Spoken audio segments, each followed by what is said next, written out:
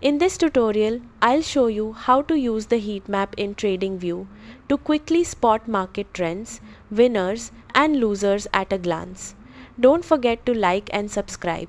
First, open Tradingview and go to the main dashboard.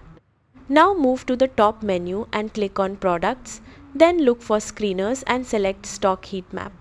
Once it opens, you'll see a colorful grid of stocks. Each box represents a stock and the size usually reflects its market cap.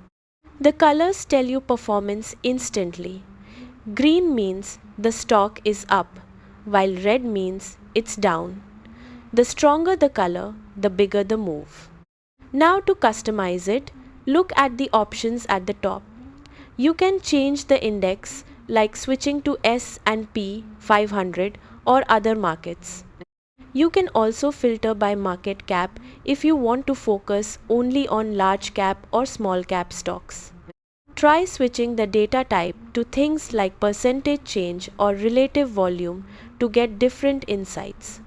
You can also group stocks by sector to see which industries are performing best or worst. If any stock catches your attention, simply click on it to open more details and view its chart instantly. Take some time to explore different settings and see how the heat map changes based on your filters. That's it, you've successfully learned how to use the heat map in Tradingview. Subscribe for more Tradingview tips and tutorials.